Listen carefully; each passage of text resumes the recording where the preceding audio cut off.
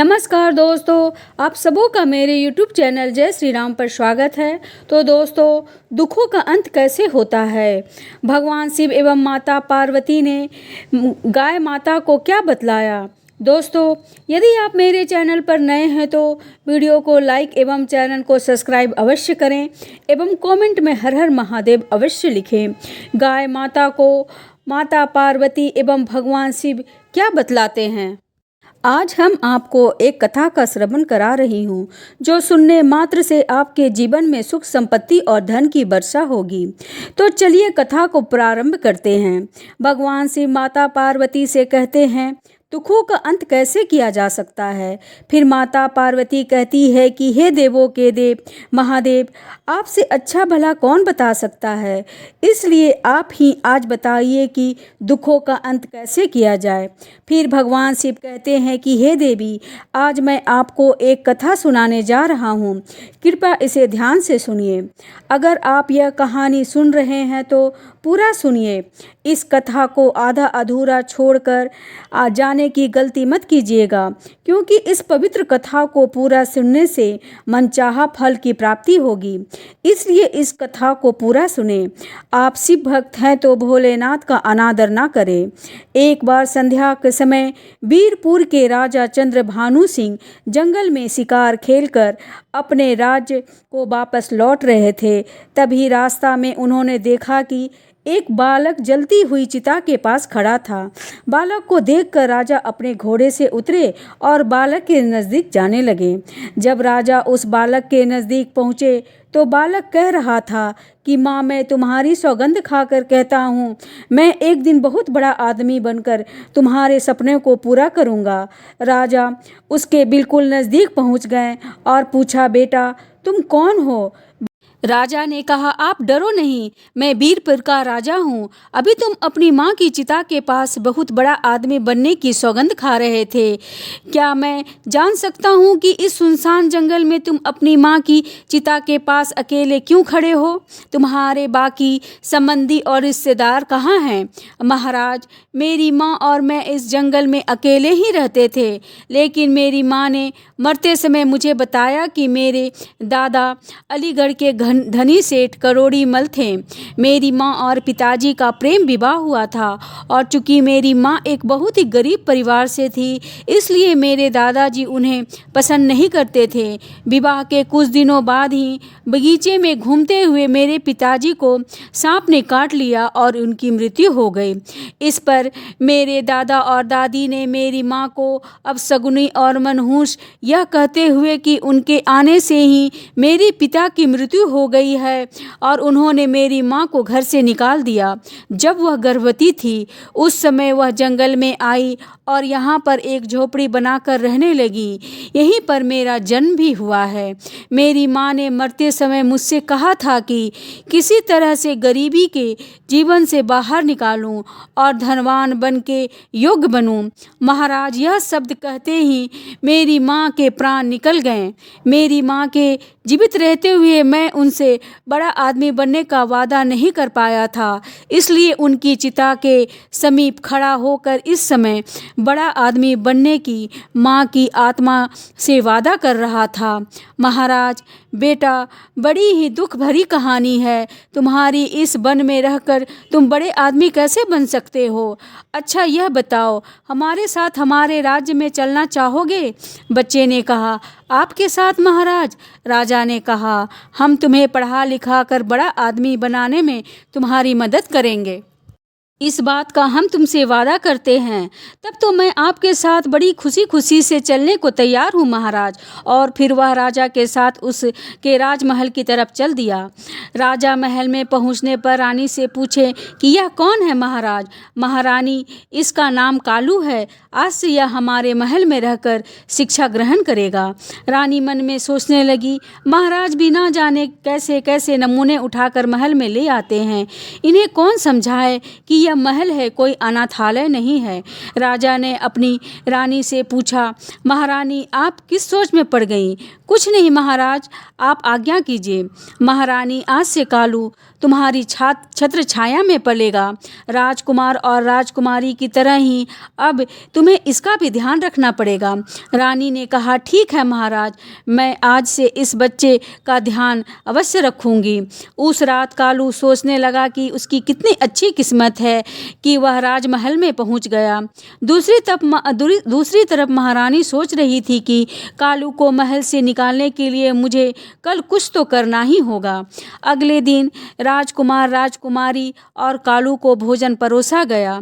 उस दिन राजकुमार और राजकुमारी को सोने की थाल में खाना दिया गया, जबकि कालू को पत्ते पर भोजन परोसा गया। इससे कालू नाराज हो गया और कहा कि वह पत्ते पर खाना नहीं खाएगा। रानी ने पूछा कि क्या वह पत्ते पर भोजन नहीं कर सकता? कालू ने जवाब दिया कि वह खा सकता है, लेकिन वह उसे भेदभाव पसंद नहीं आया, क्योंकि अन्य लोगों को सोने की थाली में खाना परोसा गया था। रानी ने कहा कि अगर वह राजा और महाराजाओं की तरह खाना खाना चाहता है तो खाए, वरना ना खाए। कालू ने कहा कि वह तब तक नहीं खाएगा जब तक कि उसे सम्मान के साथ सोने की थाली में भोजन नहीं परोसा जाता है। इससे नाराज होकर कालू महल से चला गया और उसी जंगल की ओर लौट गया जहां से वह आया था।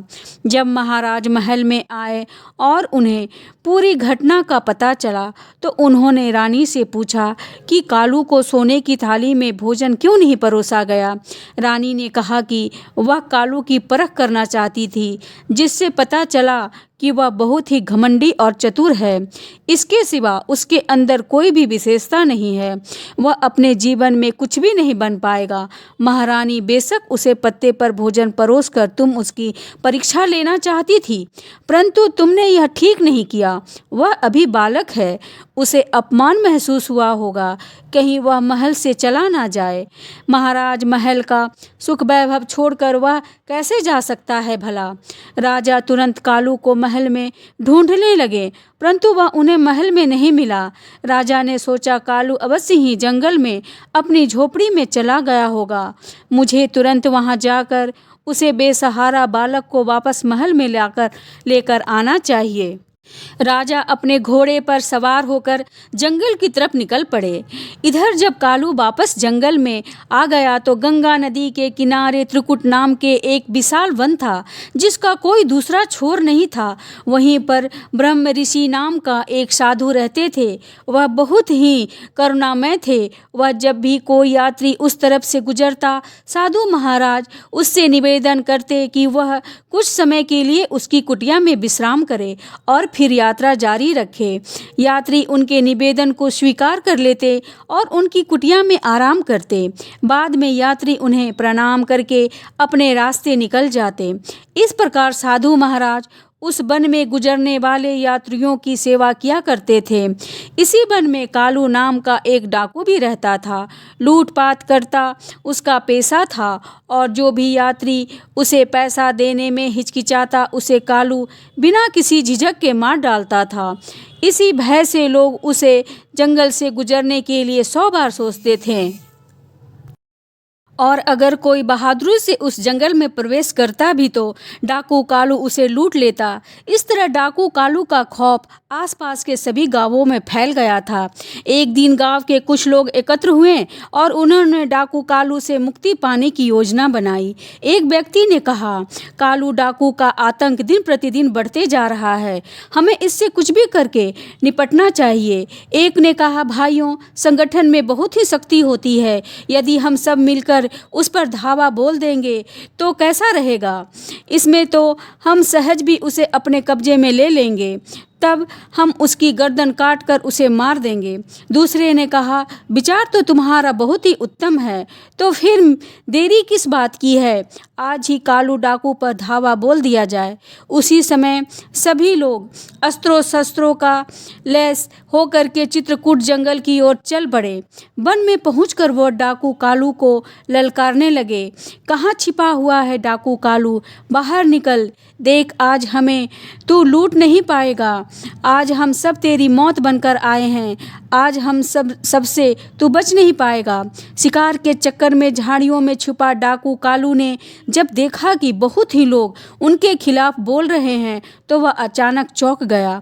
उसने सोचा कि अगर आज वह इस भीड़ के हाथ लग गया तो उसका बचना मुश्किल है। जबकि वो लोग लगातार उसे चुनौती दे रहे थे, डाकू कालू ने सोचा कि यहाँ तो मुझे यह लोग ज़रूर पकड़ लेंगे। मुझे कहीं और जाकर छुपना होगा ताकि मैं अपनी जान बचा सकूं। यह सोच करके वह वहाँ से उठा और चुपचाप वहाँ से भाग निकला। जल्दी ही उसे साधु की कुटिया दिखाई दी।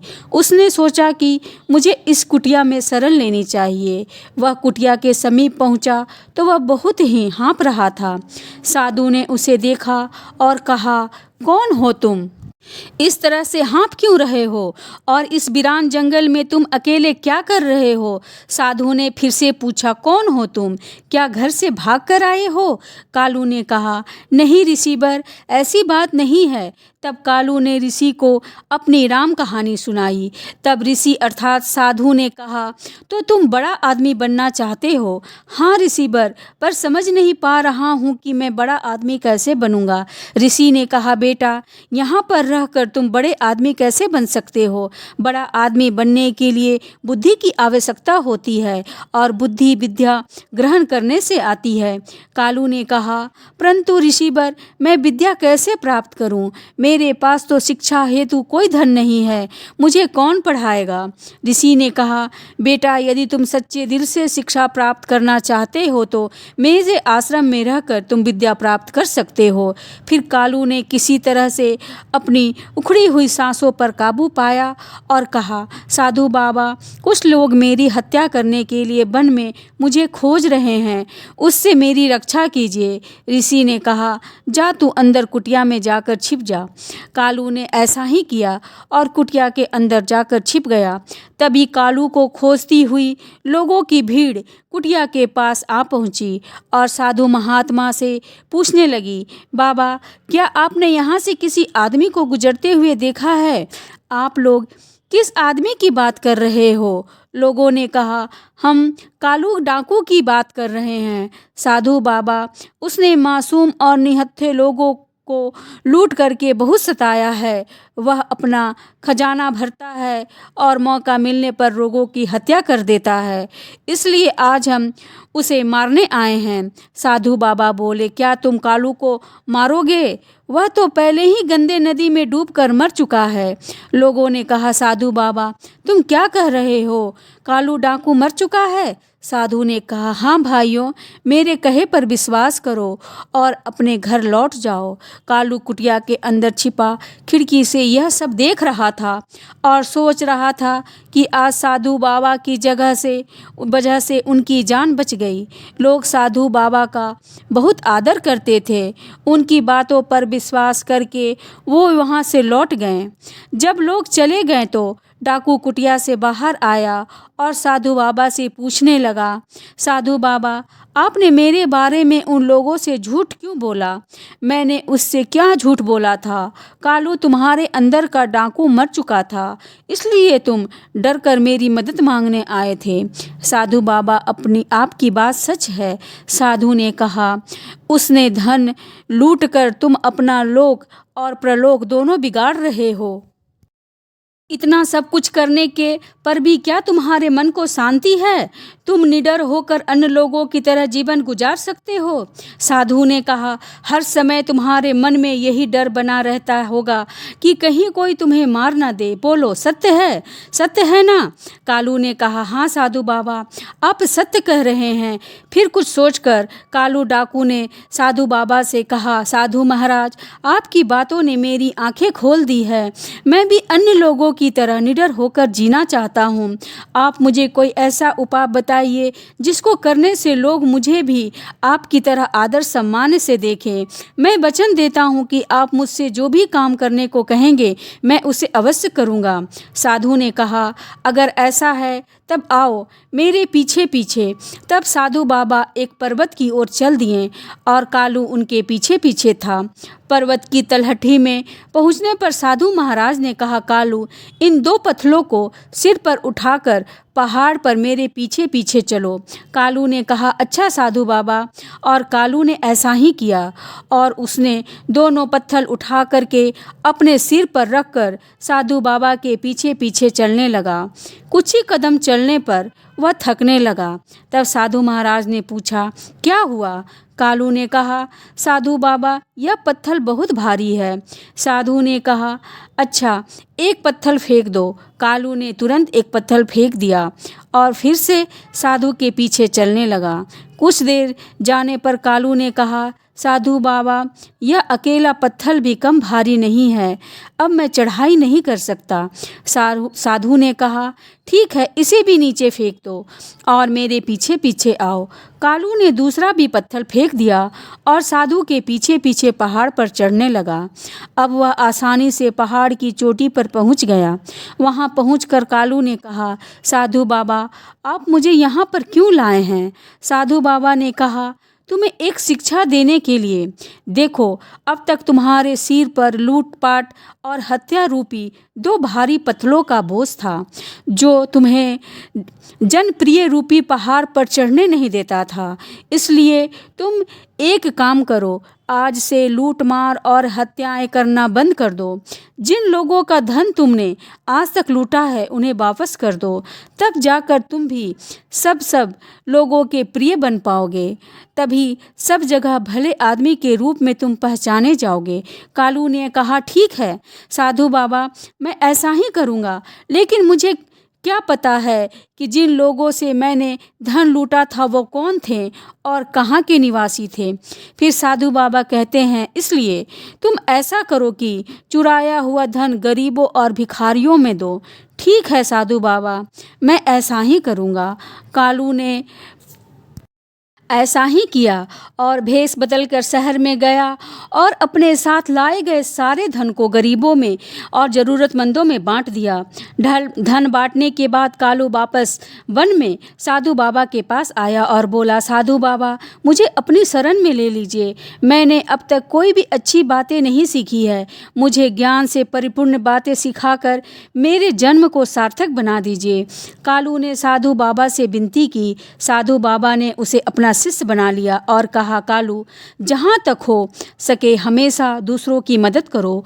दूसरों की सहायता करना ही मानवता की सच्ची सेवा है और यही भगवान की सेवा भी है। कालू ने सच्चे दिल से साधु बाबा की सेवा की और उनके संदिग्ध में 5 वर्षों तक बिताया। साधु बाबा की कृपा से वह अत्यंत ही बुद्धिमान और सच्चे चरित्रवान बन चुका था। एक दिन बाबा ने कहा, कालू, आज तुम्हारी शिक्षा पूरी हो गई है। कालू ने उत्तर दिया, पर मैं आपकी शिक्षा का मूल्य कैसे चुका पाऊंगा? साधु बाबा ने मुस्कुराते हुए कहा, बेटा, शिक्षा का कोई मूल्य नहीं होता, यह तो अमूल्य है। कालू ने शिक्षा प्रारंभ की और आश्रम के कामों में मदद करने लगा। वर्षों बीत गए और कालू युवा हो गया। एक दिन आशीर्वाद देते हुए साधु बाबा ने कहा, कालू, आज तुम्हारी शिक्षा संपूर्ण हो चुकी है। मुझे गर्व है कि तुम मेरे सबसे योग्य और बुद्धिमान शिष्य हो। अपनी बुद्धि का प्रयोग करके तुम कठिनाइयों में भी सफलता प्राप्त कर सकोगे, यह मेरा आशीर्वाद है। अब तुम एक आदर्श पुरुष के रूप में परिवर्तित हो चुके हो। कालू ने पूछा, गुरुदेव, अब मुझे क्या करना है? साधु बाबा ने उत्तर दिया, कालू, अब तुम युवा हो, तुम्हारे सामने पूरा जीवन पड़ा है, इसलिए अब तुम्हें कोई कार्य करके अपना जीवन यापन करना होगा। कालू निराश होकर कहा, गुरुदेव, मैं तो एक डाकू के रूप में बदनाम हूँ, भला मुझे जैसे आदमी को कौन काम देगा? साधु बाबा ने सलाह दी, जाओ अपने बुद्धि के बल पर जीवन के कुरुक्षेत्र में सफल योद्धा बनकर उतर जाओ। कालू ने वीरपुर जाने का निश्चय किया। वीरपुर वह राज्य था जहाँ के राजा ने बचपन में उसे आश्रय दिया था, परंतु रानी ने उसे अपमानित करके निकाल दिया था। जब कालू वीरपुर पहुँचा तो उसने सुना कि वहाँ के मंत्री की आकस्मिक मृत्यु हो चुकी है और इसलिए मंत्री का पद खाली पड़ा है। राजा के दरबार में आज मंत्री के खाली पद के लिए योग्य उम्मीदवार का चुनाव होना था। कालू दरबार में पहुंचा और जो कुछ हो रहा था उसे ध्यान से देखने लगा। उस समय राजा सिंहासन पर बैठे थे और सेनापति ने कहा, महाराज, मंत्री की आकस्मिक मृत्यु से पद रिक्त हो गया है। यह पद अधिक दिनों तक खाली नहीं रहना चाहिए। राजा ने उत्तर दिया, आप ठीक कह रहे हैं सेनापति। परंपरा के अनुसार मंत्री का पद उसके पुत्र सारंग को सौंपा जाएगा। लेकिन कालू ने कहा, महाराज, समय के साथ पुरानी परंपराओं को बदलना ही समझदारी है। फिर एक युवक ने कहा, महाराज, मेरा नाम यश है और मैं मंत्री पद के लिए अपना नाम पेश करना चाहता हूँ। कालू ने अपना नाम यश बताया ताकि राजा चंद्रभानु सिंह उसे पहचान न सके। कई सालों के बाद राजा चंद्रभानु सिंह बूढ़े हो चुके थे। कालू ने कहा, महाराज, आप जैसा चाहे मेरी परीक्षा ले सकते हैं। यदि मैं आपकी कसौटी पर खरा उतरा तो ठीक है, वरना आप मुझे जो सजा देना चाहें दे सकते हैं। राजा ने कहा, युवक, तुमने जो सलाह दी है उसे हम तभी मानेंगे जब तुम हमारे द्वारा दी गई परीक्षा में उत्तीर्ण हो जाओगे। हम सारंग और तुम्हारी दोनों की परीक्षा लेंगे और जो भी इस परीक्षा में उत्तीर्ण होगा उसे हम वीरपुर का मंत्री बनाएंगे। राजा चंद्रभानु सिंह ने आदेश पर सोने के मयन में रखी हुई दो तलवारें तुरंत राज दरबार में पेश की गई। राजा ने सारंग को एक तलवार दी और कहा, सारंग, तुम उत्तर दिशा में जाकर राज्य केसरपुर के राजा केसर सिंह को भेंट में दे करके आओ। फिर राजा ने यश कालू को दूसरी तलवार दी और कहा, यश, तुम्हें पश्चिम दिशा में सीमावर्ती राज विशालपुर में जाकर राजा विशाल को यह भेंट पहुंचानी है। दोनों उसी समय तलवार लेकर अपनी अपनी दिशाओं की ओर चल दिए। सारंग जब केसपुर में दरबार में पहुंचा तो उसने राजा से कहा, राजा, मैं वीरपुर के राजा चंद्रभानु सिंह द्वारा भेजा गया राजदूत हूँ। हमारे महाराज ने आपके लिए यह सोने की तलवार उपहार स्वरूप भेजी है। राजा केसर सिंह ने तलवार के मयंक को उसे निकाला तो देखा कि तलवार की नोक पर लाल रंग लगा हुआ है। राजा ने पूछा, यह क्या? तलवार की नोक पर लाल रंग क्यों लगा है? इसका क्या अर्थ है? सारंग ने मन ही मन सोचा, तलवार की नोक पर लगे इस लाल रंग का क्या मतलब हो सकता है? मैं नहीं जानता। फिर भी उसने राजा को जवाब दिया, राजन, लाल रंग का रहस्य ये है कि या तो आप हमारे राजा की तलवार की शक्ति को स्वीकार कर ले, वरना हमारे महाराज की तलवार आपकी राज्य में खून की नदियां बहा देंगे। राजा केसर सिंह ने अपनी सेनापति को आदेश दिया, राजा चंद्रभानु सिंह ने हमें चुनौती दी है। आज से ही सेना का संगठन शुरू कर दो। हम जल्द ही वीरपुर पर आक्रमण करने की योजना बना रहे हैं। यह सुनकर सारंग घबराकर वहां से चला गया। दूसरी ओर जब कालू विशालपुर पहुंचा और वहां के राजा के सामने पेश हुआ तो राजा ने पूछा, राजदूत, इस तलवार के नोक पर लगा हुआ लाल रंग मुझे समझ नहीं आ रहा है कि इसका क्या मतलब है। कालू ने गहरी सोच में पड़ने के बाद कहा, महाराज, हमारे राजा आपका बहुत सम्मान करते हैं। यह तलवार उसी सम्मान का प्रतीक है। तलवार की नोक पर लाल रंग लगने का मतलब है कि हमारा राजा और उनका राज्य उनकी मित्रता के लिए किसी भी हद तक जा सकती है। राजा ने खुश होकर कहा, बहुत अच्छी बात है। मैं आपके राजा की इस मित्रता की तलवार को स्वीकार करता हूँ और उनका हार्दिक धन्यवाद करता हूँ। मैं भी पूरी कोशिश करूँगा कि आपके राजा का सच्चा मित्र बनूँ। मेरा तन मन हमेशा उनके लिए समर्पित रहेगा। इसके बाद राजा ने कहा, राजदूत, मैं आपके राजा को इस सेना की एक टुकड़ी और कुछ बहुमूल्य उपहार भेंट कर रहा हूँ। कालू ने धन्यवाद कहा और वह सेना की उस टुकड़ी और बहुमूल्य उपहारों के साथ वीरपुर की ओर चल पड़ा। उधर केसरपुर की सेना ने हरिनगर की ओर कूच कर दिया। सारंग और यश दोनों ही बीरपुर में पहुँचे। तब राजा ने कहा, कहो सारंग, केसरपुर के राजा ने तुमसे क्या कहा? तलवार की नोक पर लगे हुए लाल रंग का तुमने उन्हें उनका क्या अर्थ बताया? तब सारंग ने सारी बात विस्तार से बता दी। राजा बोले, ओह सारंग, यह तुम क्या कर रहे हो? केसर सिंह शीघ्र ही हमारे राज्य पर आक्रमण करने वाला है। जी महाराज, सारंग ने उत्तर दिया। उसी समय एक गुप्तचर आया और सूचना दी, महाराज, केसरपुर की विशाल सेना बीरपुर की तरफ बढ़ी आ रही है। अब क्या होगा? इतनी शीघ्र तो हम अपनी सेना को संगठित भी नहीं कर सकते। राजा चिंतित हुआ। तब वहाँ पर मौजूद कालू ने कहा, महाराज घबराएं नहीं। जब मैंने विशालपुर के राजा को तलवार की नोक पर लगे हुए लाल रंग के विषय में जानकारी दी तो उन्होंने खुश होकर अपनी सेना की एक टुकड़ी मेरे साथ रवाना की है। वह टुकड़ी अब भी महल के बाहर खड़ी है। महाराज चिंता करने से कुछ नहीं होगा। कृपया सेनापति जी को निर्देश दे कि वह केसरपुर की सेना से युद्ध करें। मैं आपके साथ लाई गई सेना के साथ केसरपुर पर हमला करूंगा। इस दोहरे हमले से केसरपुर की सेना का सामना नहीं कर पाएगी और इस परिस्थिति में विजय हमारी होगी। जैसे कि कालू ने सोचा था, युद्ध में विजय प्राप्त होने के बाद महाराज चंद्रभानु सिंह ने सारंग और कालू को महल में बुलाया। महाराज ने कहा, कालू, तुम्हारी वजह से हम जीत सके हैं। हम तुम्हें मंत्री के पद पर नियुक्त करते हैं। सारंग ने उत्तर दिया, महाराज, यह तो मेरे साथ अन्याय है। मैंने तुम दोनों को एक सी भेंट देकर दोनों राजाओं को देने के लिए कहा था, किंतु तुम दोनों ने अपनी अपनी बुद्धि से उन भेंटों का अलग अलग निकाला। यश ने बुद्धिमानी और दूरदर्शिता का काम लिया, जबकि सारंग, तुमने अपनी मूर्खता से राजा को सदैव के लिए हमारा शत्रु बना दिया।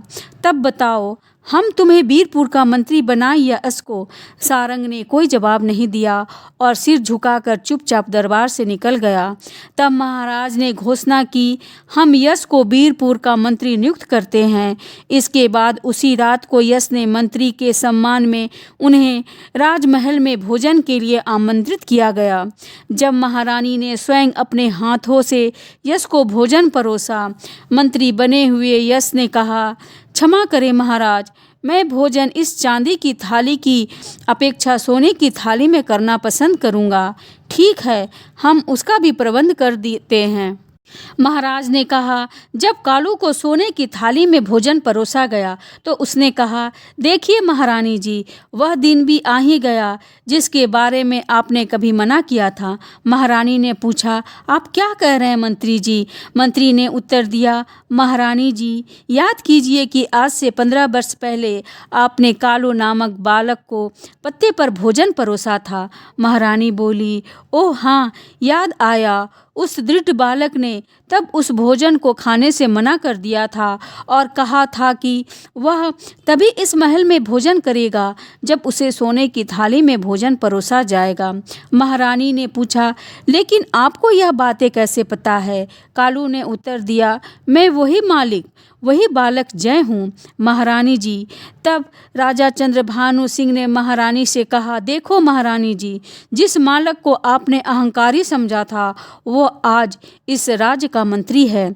मंत्री ने कहा, राजन, यदि महारानी जी ने मुझे उस समय तिरस्कृत नहीं किया होता तो शायद मेरे मन में ऊंचाइयों को छूने की तीव्र इच्छा नहीं होती। मैं तो महारानी जी का एहसानमंद हूँ। यह सुनकर महारानी ने कहा, यह तो आपकी विनम्रता है। इस तरह मंत्री ने कुशलतापूर्वक मंत्री का पद संभाला।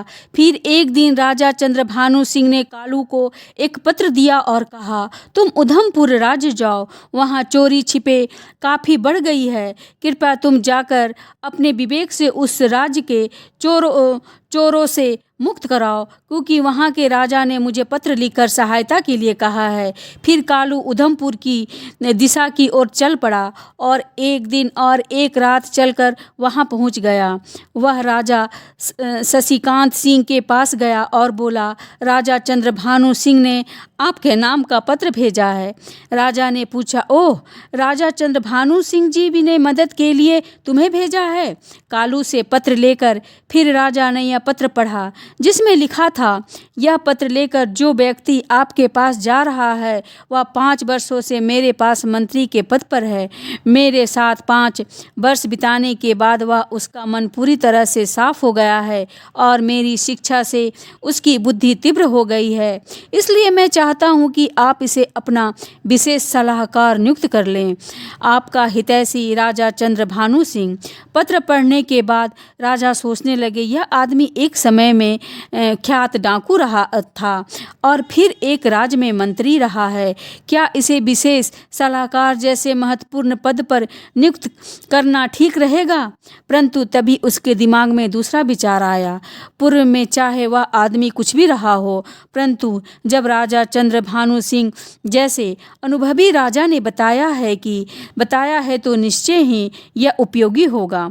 मन में यह विचार आते ही उन्होंने कालू से कहा, तुम्हारा क्या नाम है? जी महाराज, मेरा नाम कालू है। कालू, आज से हम तुम्हें अपना विशेष सलाहकार नियुक्त करते हैं। ओह महाराज, तब तो मैं बड़ा ही सौभाग्यशाली हूँ।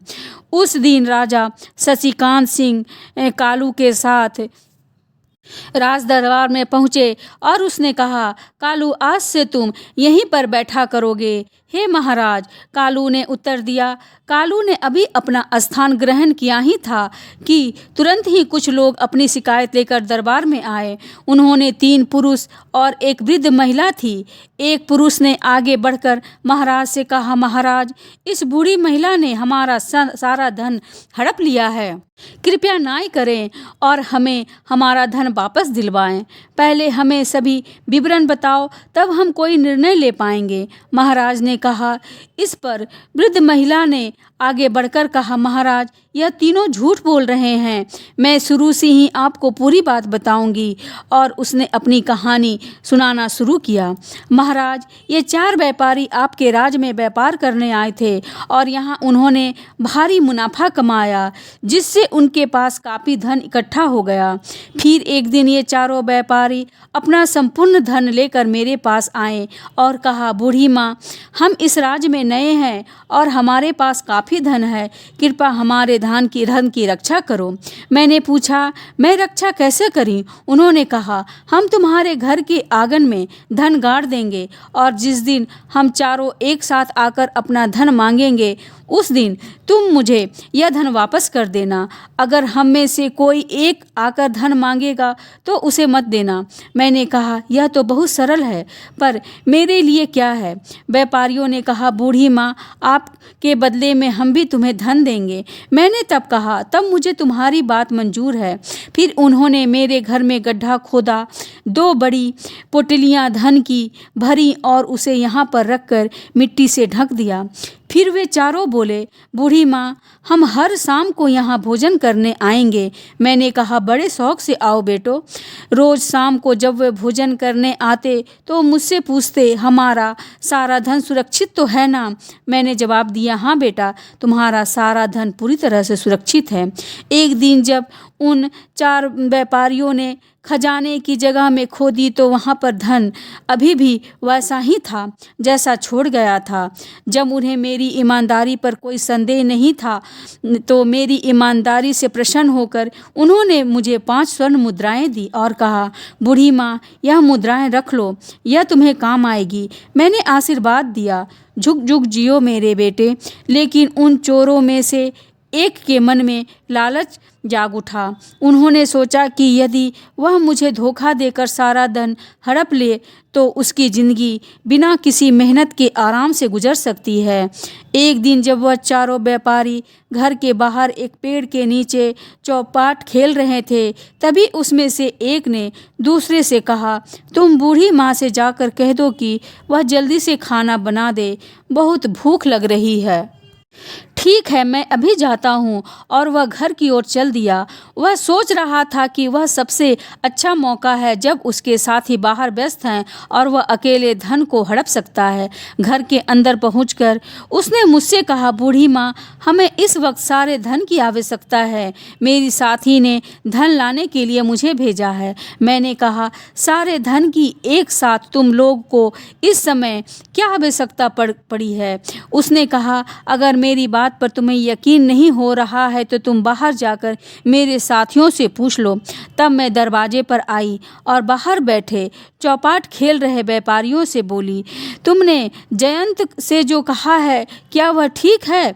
उन्होंने कहा, हाँ बूढ़ी माँ, ठीक है, परंतु जरा जल्दी कर दो।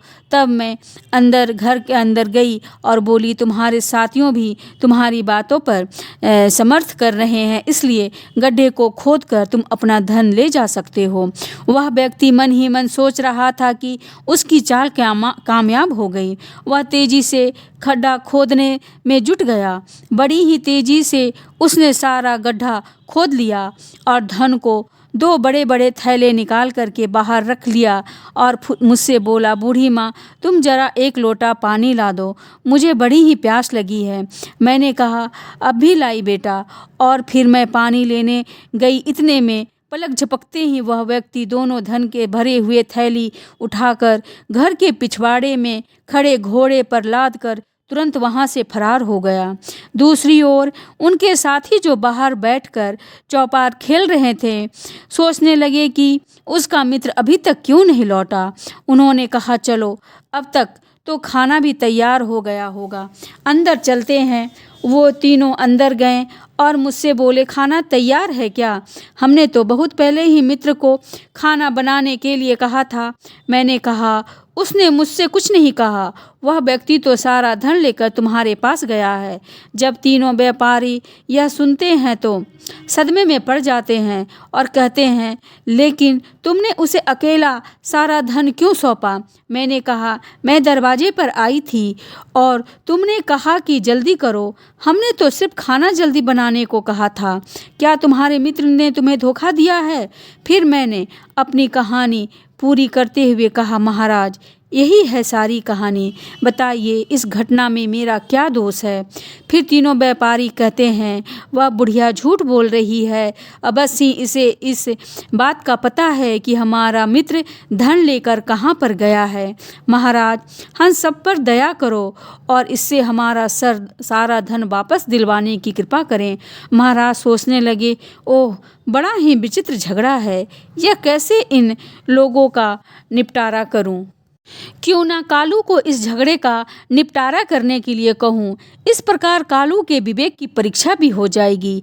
यह सोचकर उन्होंने कालू से कहा, कालू, क्या तुम इन लोगों के झगड़ों का निपटारा करा सकते हो? अवश्य महाराज, यदि आपकी आज्ञा हो तो। कालू ने बुढ़िया औरत से पूछा, बूढ़ी माँ, जब चारों व्यापारी तुम्हारे पास धन रखने के लिए आए थे तो उन्होंने तुमसे क्या कहा था? जी, उन्होंने कहा था कि यह सारा धन हम तुम्हारे आंगन में गाड़ देंगे। जब हम चारों एक साथ आएंगे तभी उस धन को देना, किसी एक के मांगने पर मत देना। क्यों भाइयों, बूढ़ी माँ ने जो कुछ कहा क्या वह सच है? तुम्हें कुछ कहना है? हमें कुछ नहीं कहना श्रीमान। बूढ़ी ने आपको जो कुछ बताया वह सत्य है, लेकिन इसने हम तीनों से पूछे बिना ही हमारे चौथे साथी को धन दे दिया। यही हमारी शिकायत है। तुम लोगों ने बूढ़ी माँ से कहा था कि चारों एक साथ आकर मांगने पर ही धन देना, अन्यथा नहीं देना। हाँ, यही सच है। उसी तरह जब तुम सब आकर बूढ़ी माँ से पैसे मांगो तभी उन्हें तुम्हें पैसे देने हैं, अन्यथा नहीं। हाँ महाशय, फिर आप यहाँ बूढ़ी माँ की शिकायत क्यों लेकर आए हो? आपने चौथे साथी को साथ लेकर आओ और तब सभी मिलकर उनसे अपने पैसे मांगो। यदि उस समय बूढ़ी माँ पैसे नहीं लौटा देती तब उसे दोषी माना जाएगा। तीनों व्यापारी इस बात पर विचार करने लगे कि इस व्यक्ति ने बड़ी चालाकी से हमें हमारे ही शब्दों के जाल में फंसा दिया है। तब बूढ़ी औरत ने कहा, बेटे, तुमने सही फैसला किया है, तुम लंबी उम्र पाओ। जब व्यापारी सिर झुकाकर वहाँ से जाने लगे तब कालू ने कहा, रुको, मुझे तुम तीनों पर शक हो रहा है। क्या कोई अपनी मेहनत की कमाई धन राशि किसी अनजान घर में छुपाता है? धन की सुरक्षा के और भी उपाय होते हैं, सच सच बताओ, तुम्हें यह धन कहाँ से मिला? महाराज, हमने व्यापार से यह धन कमाया है, यही सच है। बोले, सच बताओ, वरना मैं तुम्हारी खाल में भूसा भरवा दूंगा। कालू ने कहा, नहीं महाराज, हम सच कह रहे हैं। वे लोग बोले। कालू ने फिर कहा, जल्लादों को बुलवा लो, वे भी इसमें सच उगलवा लेंगे। नहीं, जल्लादों को मत बुलवाओ, हम सच बताते हैं। वे लोग तो बताओ, सच क्या है? सच क्या है कि हम चारों साथी एक चोरी के गिरोह हैं, और जो धन हमारा चौथा साथी लेकर फरार है, वह धन भी चोरी से ही इकट्ठा किया था। महाराज ने कहा, ओह, तो तुम लोग चोर हो? जी महाराज। बोले। महाराज ने तुरंत आदेश दिया कि इन तीनों को कारागार में डाल दिया जाए और उस बुढ़िया औरत को पूरी इज्जत के साथ राजमहल से विदा कर दिया जाए। महाराज ने कालू से कहा, कालू, तुम परीक्षा में खरे उतरे, तुम्हें हमने अपने विशेष सलाहकार बनाकर उचित किया है। हमें इस फैसले पर सदैव गर्व होगा। उस दिन के बाद से राजा शशिकांत सिंह कालू के सलाह को लेकर ही अपना प्रत्येक कार्य करते थे। फिर कालू जो डाकू था, वह दुनिया का सबसे बुद्धिजीवी कहलाने लगा। इतना कहकर भगवान शिव अपनी कथा समाप्त करते हैं। दोस्तों, इस प्रकार से भगवान शिव ने गौ माता को बताया कि दुखों का अंत कैसे किया गया है। दोस्तों, यह कहानी यदि आपको पसंद आई हो तो कमेंट में हर हर महादेव अवश्य लिखें। जय श्री